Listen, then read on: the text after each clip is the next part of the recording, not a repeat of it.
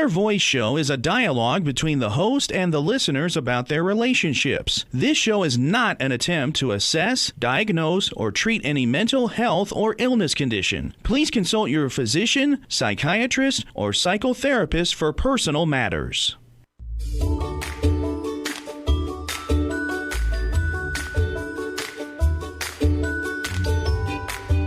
Inner Voice, a heartfelt chat with Dr. Foojan. Hello, everyone. Welcome to the Inner Voice Show. I'm Dr. Foojan Zeine. I'm a psychotherapist, an author, and the originator of the Awareness Integration Theory. And hello to Sean, our director at the studio. This is a show about what matters the most in our life, our mind, our thoughts, feelings, actions, relationship, and our fulfillment in this beautiful journey of life. Today, I will share with you the tip of the week about why do we hate ourselves and how does that impact our life? And then I will share you the latest research and how researchers recently examined biological factors impacting anxiety disorders. The team studied male and female to better understand sex differences in biological responses related to anxiety. And then I'm excited to bring you Wendy Tamis Robbins. She is the author of The Box, An Invitation to Freedom from Anxiety. She's a lawyer by day, she's a writer by night, and a professional panic attacker. Yes, panic attacker. We talk about anxiety, her anxiety, and how she overcame it and made it into a superpower for herself, and how she will support you in her book, The Box, in doing the same, and how to take care of you when you're anxious and how to learn from your anxiety. Please subscribe to my YouTube channel and podcast and connect with me through Instagram, Twitter, or LinkedIn. All of them are Dr. Foojan Zeine, and I love to hear from you. Ask your questions, tell me what topics you want to talk about, and I'll bring it all to you. But first, here's the tip of the week.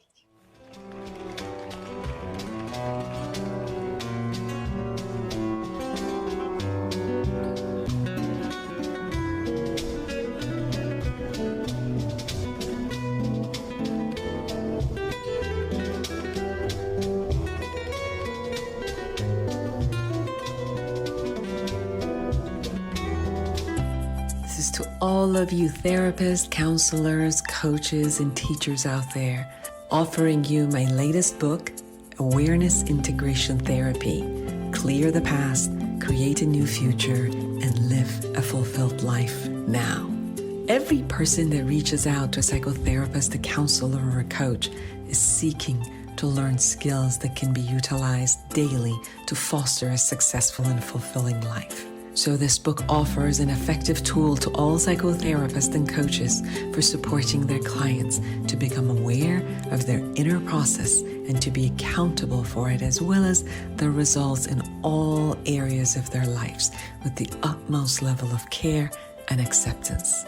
This is a must-read for all of you clinicians and coaches who desire to offer a deep therapeutic work in a brief period of time suited for this era.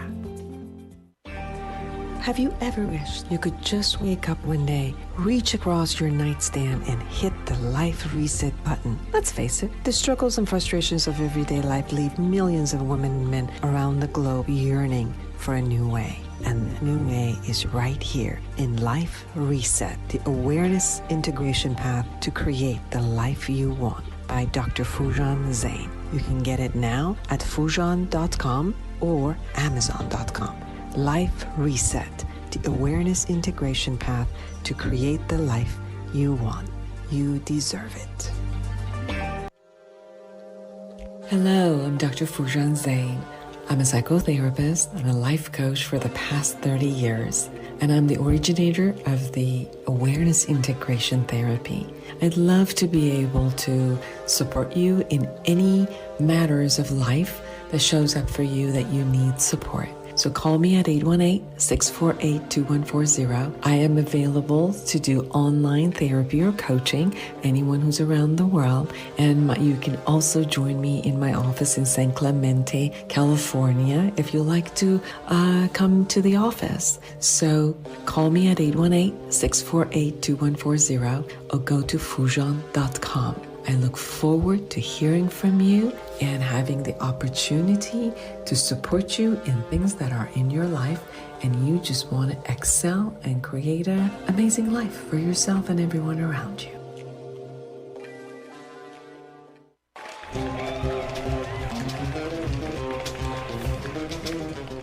Here's the tip of the week. Why do we hate ourselves? This week I've been working with self-hatred.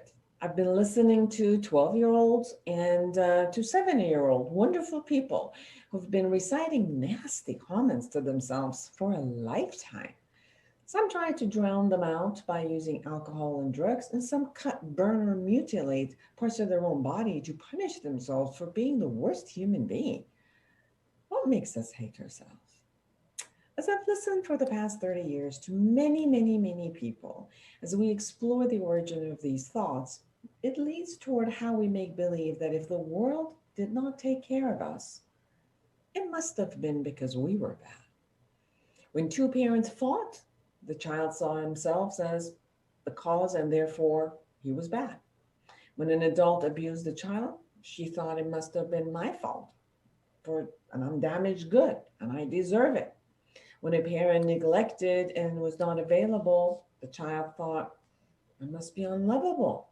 When a parent, while disciplining, said, you're bad, the child believed that they're bad, and they assigned being bad to themselves. When a teacher was in a bad mood and humiliated a student, she made it mean that she's the stupid one and no good and I'll never be good. When a friend betrayed, the teen said, I'm unworthy of friendship. When a boyfriend cheated, she said, I'm worthless. And you get this, right? When others acted, we took it personally, generalized it, and made it ours, and produced feelings of hatred, disgust, shame, and contempt for ourselves. So how do we shed these false self-made identities? By doing a reality check based on our actions, results, and the impact we have on others. By healing a part that is wounded in the past and is waiting to be loved and healed. By degeneralizing, realizing that one person's thoughts and actions do not make up our whole identity. By depersonalizing, from attaching a correlation between someone else's action that is not about us, by forgiving them for what they did and forgiving ourselves for all we did or perceived. There's a great process going through a self-hatred or self-acceptance and self-love. So for more observational and integration skills, go to my book, Life Reset, The Awareness Integration Path to Create the Love You Want. Thank you.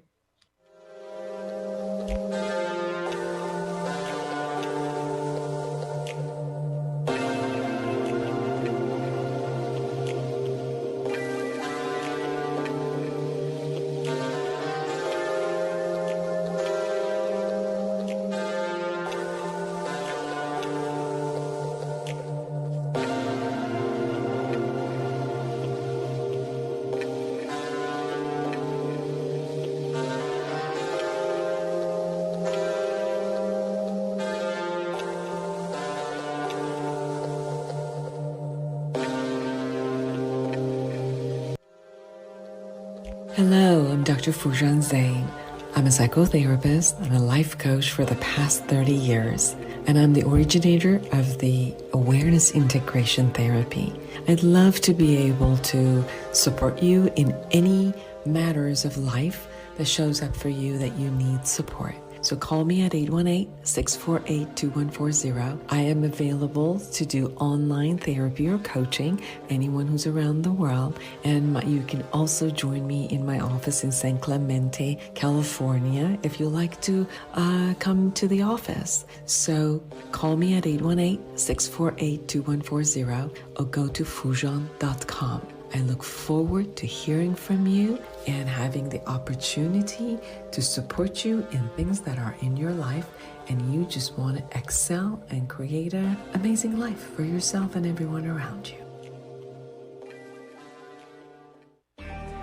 Have you ever wished you could just wake up one day, reach across your nightstand and hit the life reset button? Let's face it, the struggles and frustrations of everyday life leave millions of women and men around the globe yearning for a new way. And the new way is right here in Life Reset, the awareness integration path to create the life you want by Dr. Foojan Zeine. You can get it now at Foojan.com or Amazon.com.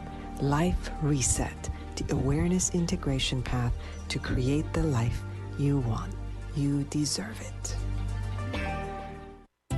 This is to all of you therapists, counselors, coaches, and teachers out there, offering you my latest book, Awareness Integration Therapy. Clear the past, create a new future, and live a fulfilled life now.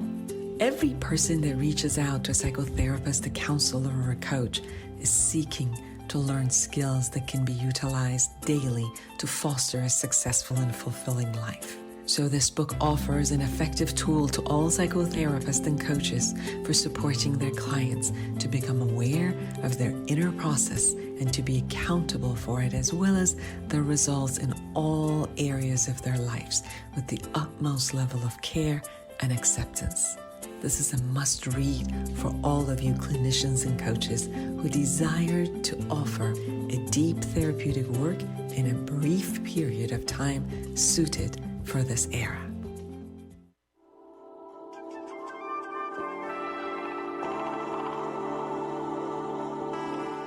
Feeling anxious about health, family, or money is normal for most people, especially during the COVID-19 pandemic. But for those with anxiety disorders, these everyday worries tend to heighten even when there is little or no reason to be concerned. Researchers from Indiana University School of Medicine recently studied the behaviors associated with anxiety, published in Psychopharmacology, examining how biological factors impact anxiety disorders, especially in females. They found that anxiety in females intensifies when there's a specific life-relevant condition.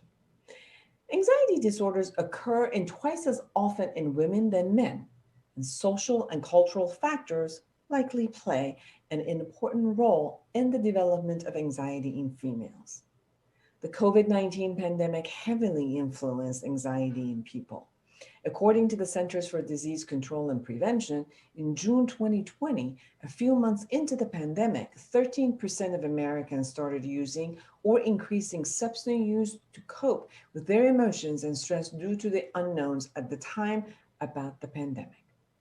Knowing that women have more incidence of anxiety than men, the roles of many women have amplified during the pandemic, working remotely, teaching children in virtual school, everyday tasks, errands, and these life-relevant conditions could have increased their anxiety.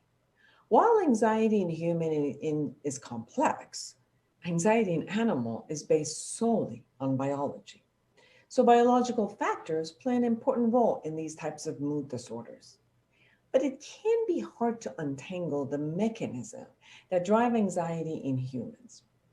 When they did a study on rodents, these rodents were important to do to help develop more effective and personalized treatments. Through the studying both male and female rodent models, they found that females and males were very different in their response to the most life-relevant aspects related to anxiety. In one of the behavioral tasks, rodents had to grab pellets of food which were in the brightly lit center of the big arena. Rats don't like the light, so this created an anxious conflict. In this task, female rats took longer to touch the food and ate less food relative to males. The researchers also gave the rodent diazepam, a drug used to treat anxiety, and it greatly reduced anxiety in females, but it had little effect in males when interacting with food. There were also other measures that showed males and females, including how many times a rat approached the lit center and how long it remained there. That's only the parts of the task that were most life relevant. In this case, food showed the sex differences. Previous studies supported the idea that anxiety in female is focused on most life relevant aspects of the situation. For example, females more than males in both studies showed great responses to the urine of a predator and had higher anxiety when in the presence of a second rat that was free to wander around. Knowing that anxiety can manifest from different concerns in males and female, with female particularly attuned to the most life-relevant condition, is a valuable step towards seeking better treatment based on sex differences. The model that I created, the awareness integration model, minimizes anxiety and depression.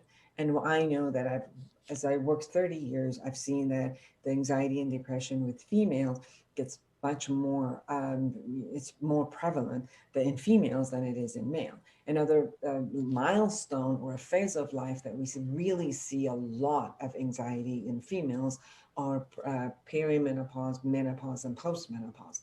And it's important for women to know that they need to take care of themselves. And as anxiety shows up, there are all the amazing, amazing treatments to work through, and that they don't have to live with this type of anxiety nor the depression. Thank you.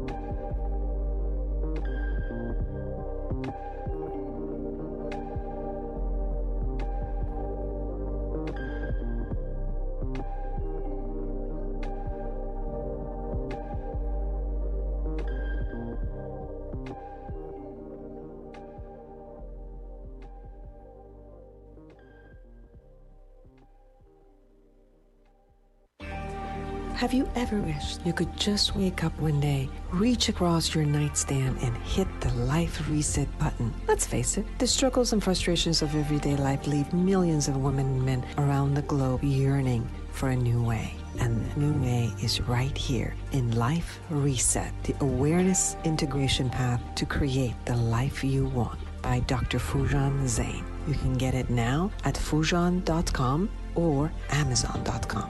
Life Reset, the awareness integration path to create the life you want. You deserve it.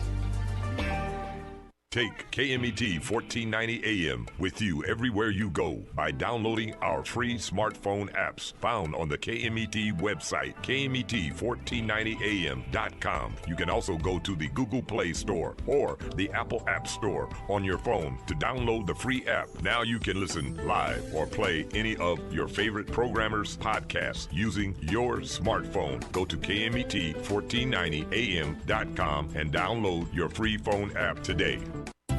This is to all of you therapists, counselors, coaches, and teachers out there, offering you my latest book, Awareness Integration Therapy. Clear the past, create a new future, and live a fulfilled life now. Every person that reaches out to a psychotherapist, a counselor, or a coach is seeking to learn skills that can be utilized daily to foster a successful and fulfilling life. So this book offers an effective tool to all psychotherapists and coaches for supporting their clients to become aware of their inner process and to be accountable for it, as well as the results in all areas of their lives with the utmost level of care and acceptance. This is a must read for all of you clinicians and coaches who desire to offer a deep therapeutic work in a brief period of time suited for this era.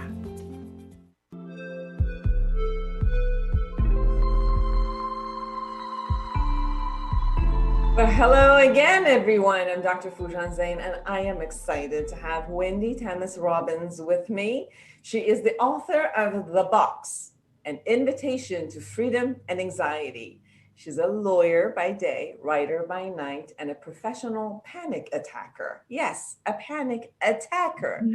Despite near crippling anxiety, she worked her way through Dartmouth College and law school before she was 30, and she set her mind to overcome the anxiety and panic attacks that increasingly limited her life.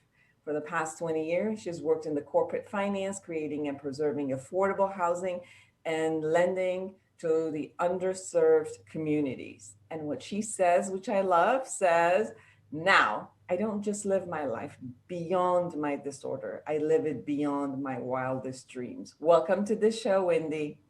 Thank you so much for having me. It's wonderful to be here. I know that you really put your whole life and the thought process and your healing process, all of that in your book. It is a part of who you are, and it's also a part of who you're not anymore.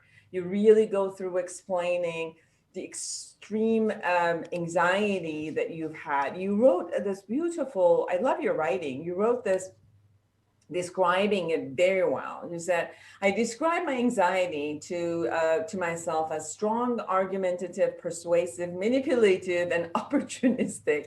I remember hearing it on a beautiful warm days when it slithered through quiet, sacred spaces like a snake in the grass, reminding me that the calm I felt was fleeting and my momentary peace was undeserved. Or when I rolled down the window of my car at the first spring day, and the moment I felt pure joy, the voice reminded me how easily I could die in a car accident. Or when I finally felt loved, and it convinced me that once my broken pieces were exposed, I should be shamed and abandoned.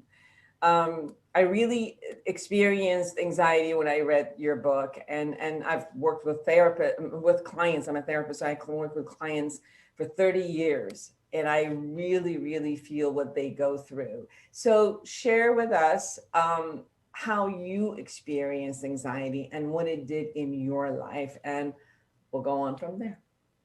Sure. So it started at a very young age, and it was, I didn't have the vocabulary at that age to really talk about it. And I was having panic attacks. They started at the age of 6. And, my parents would think that it was just an isolated incident and hope that, I was fine after it stopped. And they didn't really know the extent of the obsessive thoughts that I was having that was really creating this generalized anxiety as an adolescent, where I was having a hard time sleeping and concentrating and really focusing on anything else other than these, catastrophizing beliefs that I was having. And so over time, I started building these walls that were made of things like destructive perfectionism and, hyper controlling behaviors to control my environment, thinking that if I could just do that, then they wouldn't create anxiety for me. But over time, I realized that, even through all of my achievements in creating this picture perfect outside persona, that really wasn't where the anxiety was coming from. It was really coming from inside of me. So it wasn't until I did that work that I really began to find freedom. But for me, it was, anything from, like I said, generalized anxiety. So every day having that debilitating those thoughts that would just be obsessive in my mind and running those tapes. And then it would become debilitating on a physical level as well, where I went from a college Division I athlete to somebody who couldn't really even walk around the grocery store without a cart holding me up. and then bouts of depression as well, and suicidal ideation in college. So it really was spiraling out of control for a very long time, with, panic attacks on top of that, probably 3 or 4 a day. So that was really when it was at its worst. And I've worked a lot with teenagers and young adults, students, which they do experience the anxiety, and they really have no idea what to do with it. It feels like an attack coming, and they feel powerless against it. And I get what you're saying, where you created all of these other coping mechanisms around it to make sure that you, in your own way, having the ability to maintain and manage it. But it's the other way, where the more that we try to control the external world, the more that it becomes apparent to us that we're more powerless against the same technique over and over again. And what I'm hearing is you started looking at what you can shift inside, and it wasn't about handling the outside anymore. And you were very high achiever, so it seems like the more that the achievements were there, the more you needed to maintain it, become more perfect, control everything out there, which kind of like collapses because it's just not a realistic thought process.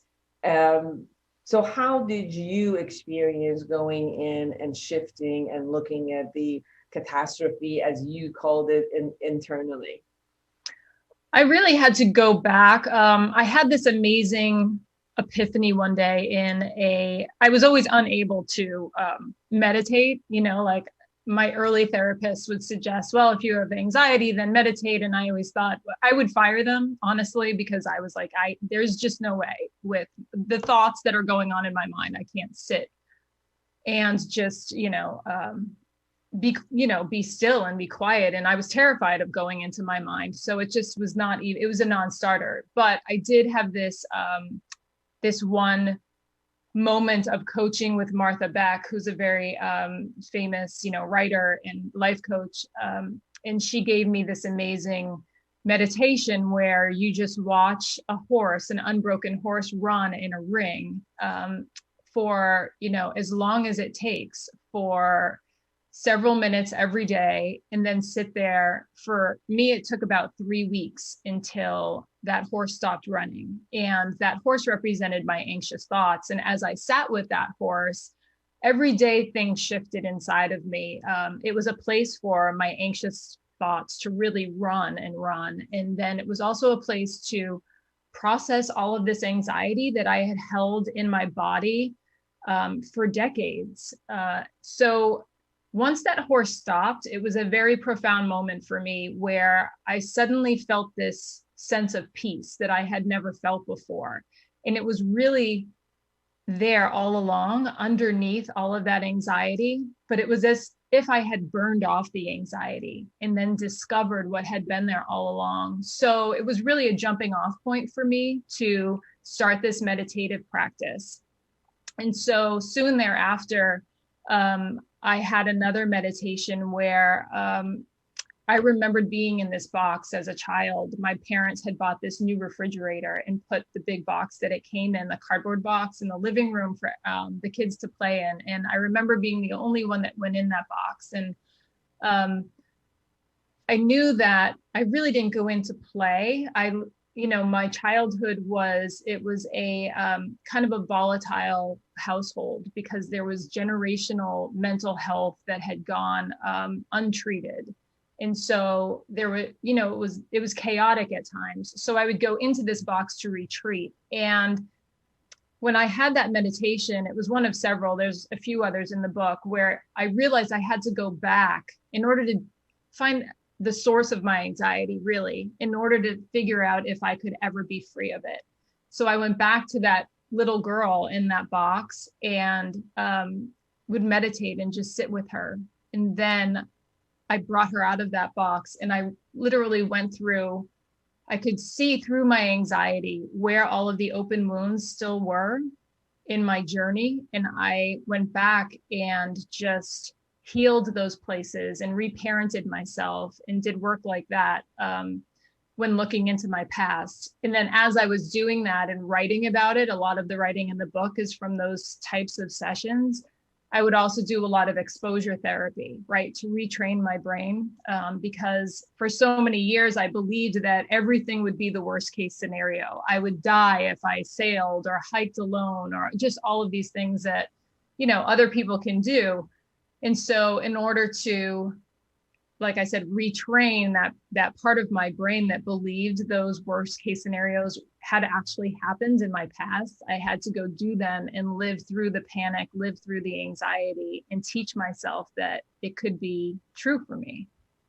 How is the process to do something alone? So obviously what you did was a lot of what we do in therapy, which is going through, sitting down and looking at what's going on. Part of the awareness integration that I created, it is the awareness, and then you go integrate the past and everything, which is the healing and coming back and creating creating goals and setting up and moving forward.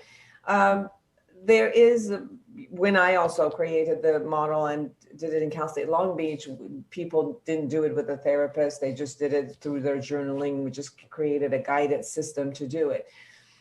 How was it for you to do this on your own? I know sometimes when we have a lot of traumas in our past, that when we go back into the spaces where we're really observing and looking and, you know, going back into some of these memories, that at times it helps when there's someone else who's holding your hand or giving you a vision of what's going on, or when you are in your pain, that gives you a bigger picture of it.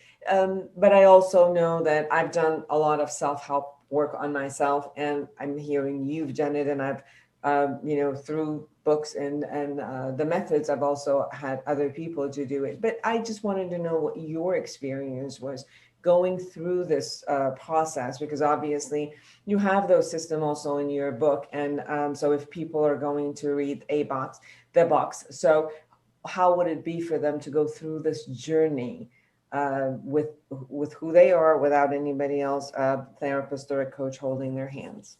Mm-hmm. That's a great question. I found I had several therapists up until that time, where I didn't get as much out of it because I wasn't willing to share as much as I should have, right? I felt like exposing all of that, especially when I first went, right? My first time I was at Dartmouth, and I thought that they would send me home from school, send me to a hospital. I didn't really know what would happen. So I was always afraid of the consequences, really. So I really, like I said, wasn't getting as much out of it as I should have. So I felt a safe space when I did it alone. I was more able to dig as deep as I needed to with my journaling and my meditations and things like that. And then once I really started writing and understanding that I could be writing for somebody else, it almost became part of the mission, like that I had to do it not only for me, but for them, you know, to get as deep as I possibly could, just a place that I wasn't able to access with somebody else sitting on the other side. Because I felt, you know, whether I felt judged or too vulnerable or whatever it was, I just didn't allow myself to go there. So for me, doing it alone, but still having all of the tools from all of the self-help books that I brought with me and all of the things that I had learned in therapy, right? Like I showed up at the door with bags of tools, and then I picked up my pen and threw down my meditation mat and was ready to go. So it wasn't just, you know, me, showing up by myself with nothing to bring to the table. I still definitely had all that other help with me. It's so interesting. I've worked with clients who they become very cognitive and cerebral within the conversation that we have. And then in the between the week on their own, they do give themselves permission to purge all of the emotions that show up for them. So there is a very much of a truth into a self space, that a safe space that we create for ourselves. let me and the audience know, how did you create that safe space for yourself? Because as you described in your book, the space of anxiety, it is such a self-sabotaging concept, and you called it a self-saboteur. And it doesn't feel safe. It's constantly horrifying you. Like, what if, the worst case scenarios are always in front of your face. So there is something about how to create that safe space where you could actually watch this and not get triggered with it. It's watching that horse while not panicking as if the horse, you are the horse that is going to run away and not know what to do. How did you create that type of a safe space where you could actually go in there and have that trust that you could watch this and be okay, and then to finally be in your in the calm underneath all of the chaos? I think that it was one of those early meditations right after that whole horse few weeks of unwinding all of that, where I realized that anxious voice that I had heard, that manipulative, angry, voice that I thought was doing something to harm me, right? I was so afraid of it. I realized that it was that little girl inside that box trying to manipulate and control, really to save me. So that was a pivotal moment for me in my own healing, because I didn't then look at it as something that was trying to harm me. It was something that was trying to save me. So that shift changed everything. And so when I went in, I was going in to save her as the adult versus push her into the shadows or, get rid of something that wasn't good for me. It was more like, no, you're coming along and I'm going to show you why everything's going to be okay. I'm going to show you that I love you and that you're safe. And so in healing her, I was obviously healing myself. And so going in to do that healing became a very safe place for me. It's very important what you said, and I want our audience and listeners and viewers to really, really hear that although it appears very uncomfortable and at times as if it's the enemy that's talking to you or trying to scare you, that it is your vulnerable side that is trying to protect you. Even though it's vulnerable, it is that part of you that uses that vulnerability to remind you about how to be safe in the future. So in all the ways, it's trying to protect you. And what you're saying is that you saw that as a good intention. You saw it as a vulnerable place in you that not only needs your healing, but also doesn't know about your other strength. So it's just trying to protect you and hold a beautiful intention, although it doesn't have access to all of your strength. And it seems like when you came in and kind of held in and got access to all of your own strength, which as you've grown up, you found powerful and moving forward, then it was the time of holding the hand of the vulnerable girl who was in the box and then taking her to everything she was afraid of and gaining skills. And that's where I hear you talk about exposure therapy, which you went into the things that you actually could not face and you were afraid to face, but you started facing it and learning new skills and moving forward. Share about that, please. Yeah, I think that what you're saying is a mindset shift, right? I was in such a fear mindset, being so afraid and critical of myself for not being able to control my own thoughts and bodily sensations that were coming with all of those thoughts, right? I could control everything else in my life except for what was going on inside. And I think that critical part is when you're it makes you even more afraid of it, right? And you try to push it away. And that's that fear mindset versus shifting into that growth mindset where you're not afraid of it anymore and you're actually trying to take care of it, And I think another part of that too, that's the anxiety, but I know a lot of people would probably say, well, how can you feel that way when you're having a panic attack? Like that feels like you're actually going to die. Like where does the compassion for yourself come when you're triggered like that? Once I understood what was happening from a neurological perspective, that my brain actually perceives an actual or perceived threat. It may not be real, of course, but knowing what happens in my brain to actually save me from that threat, that was a shift as well, because those panic attacks terrified me in the moment. And now I'll still have them, but I will sit there in it and understand, go through that process in my mind. Oh, this is what I thought. So my brain got triggered. And these are the hormones that are running through my body in order to save me.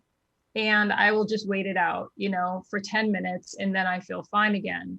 That's just a very, very different, it was monumental for me to have that shift, so that you break that fear cycle, right? Because the more you fear it, the more it's just going to be in control. You're really giving up the keys to the car, right? They're in the anxieties in the driver's seat at that point. You're also describing what we do in meditation, where we kind of watch, we're in it, and then sometimes we can rise above it and watch us in it. And then as we rise above it and kind of like see what it is, we don't have the same type of emotions about it because we're observing it from a little bit of a space above. And from there, it seems like then you can access the safe place and knowing that it's okay, you can handle this, that you're not actually, you're not in a physical harm, and that it is a movie, it's a film that it's created, and that you're not necessarily in it. You could be right above it and watch it versus being the actors in it. And that's what I'm hearing that it supported you. You've talked about anxiety now, using or being with your anxiety as your superpower. So can you share what it is that you're using it now as the superpower? How are you utilizing it to be beneficial in your life?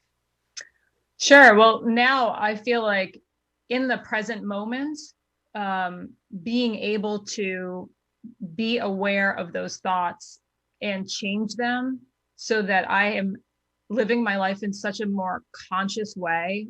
There's so much more intention in what I'm doing, because I can be that, exactly what you said, I can be that observer versus reacting to the emotions that I'm having in the moment, right? Like understanding that my emotions and my feelings have been triggered by a thought.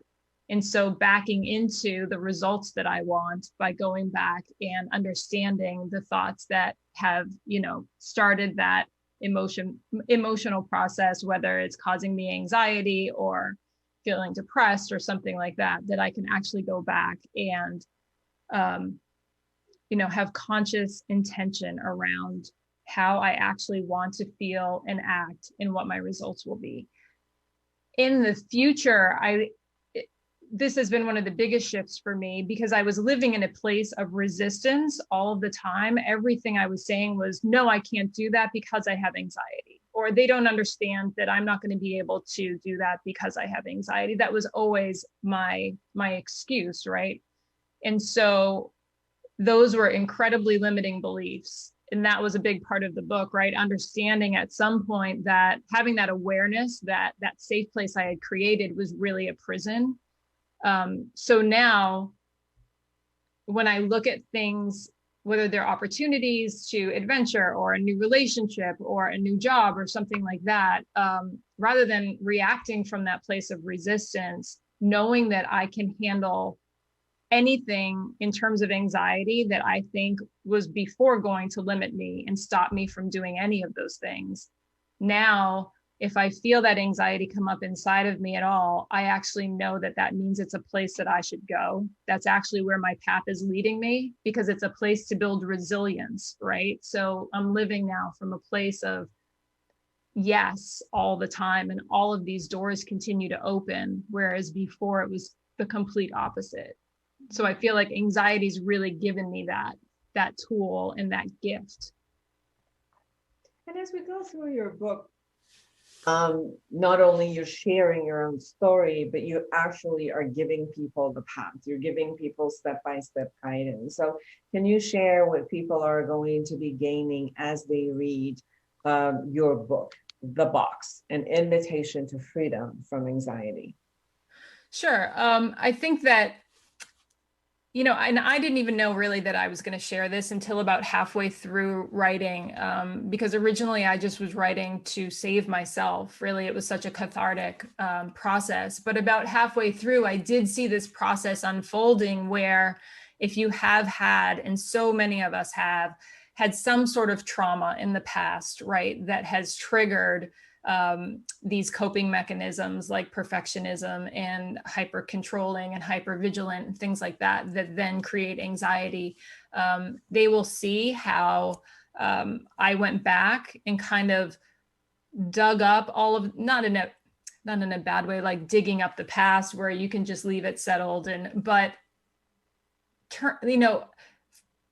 overturning every stone to find out what the treasure underneath is. That's really what I did in going back and healing those open wounds, right? They were all of these pain points that were continuing to cause me anxiety without me even knowing it.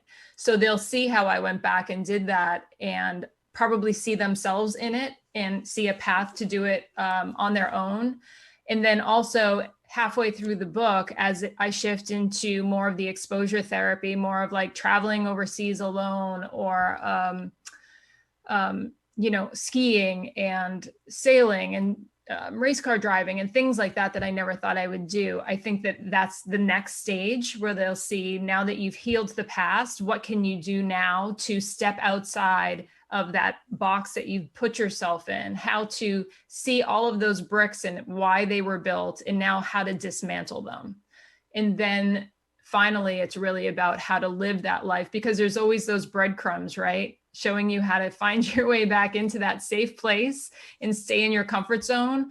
And so at the end, it sort of shows, in an illustrative way, how to stay outside of your comfort zone in that box and really continue to live your life beyond, like I said, your wildest dreams, really, if you just keep pushing those limits. It's interesting when you hear a lot of what we go through another person's path, that it isn't a direct message, but yet it is a message that as we see another human being go through the path, we also get the courage and we also get the know-how. So through your story, through your experience, people also can see, one, they're not crazy. They're not alone. We all go through some of us more than the others, some of us more sensitive.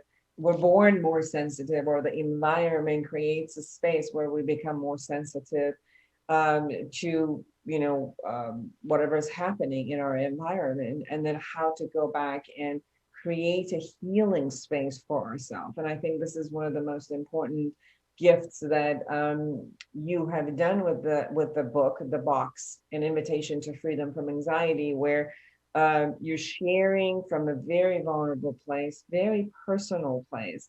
And you also have gone through the path. So there's a knowing in there. It isn't just an idea. There's a knowing, there's an experience. It's going from the vulnerability to your strength, to your resilience, and showing the path to people and how all of that gets created. So thank you for sharing yourself with everyone who's around you. How have you, with this newfound strength, let's say, run your life today in your career? And I know that you also work with companies, large companies, about bringing your forte, and then you're obviously also an attorney. So how do you bring this space now into your work with people and clients that you work with?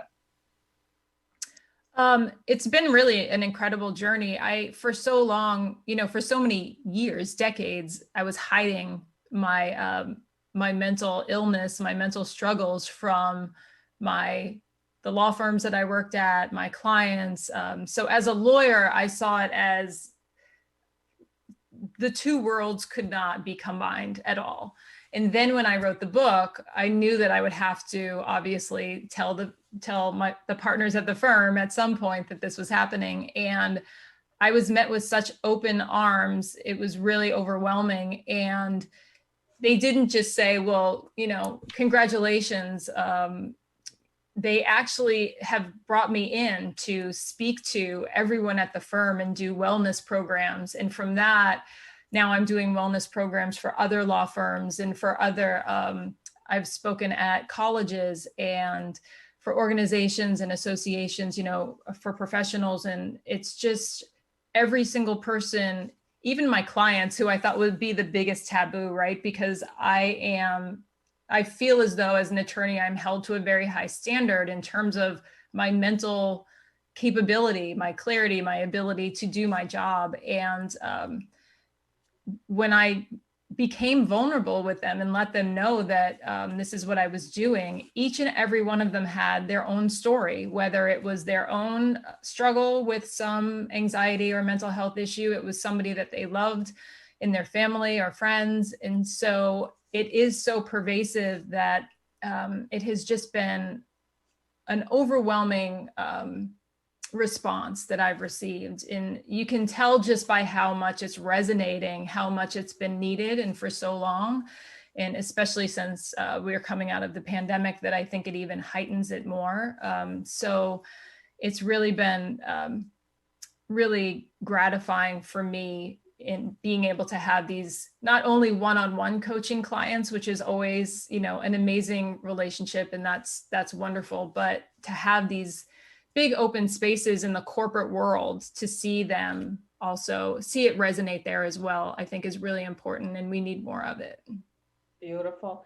In 1 minute, if there's anything we haven't touched upon and you really, really want people who are listening and viewing us to know about you or your book or your journey, this is the time. One thing that I do want to say, it's not so much about, I guess it's about my journey, because my journey right now is so much about ending the stigma that surrounds mental illness in our country, and I'm sure around the world. But I think that it's really important that we, you know, find empathy, we educate people, both the sufferers and the non-sufferers, so that they have the tools and the skills to help those who can't really help themselves in terms of treatment.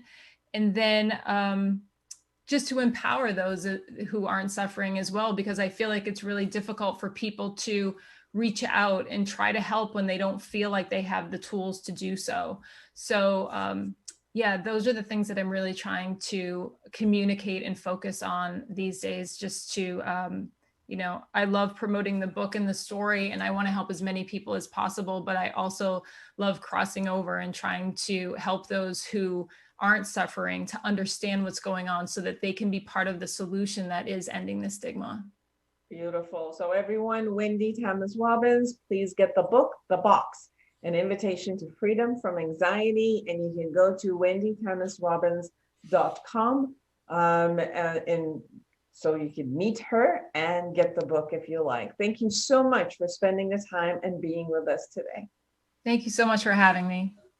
And for all of you who are out there, create an amazing life for yourself and everyone around you. And until next week, bye.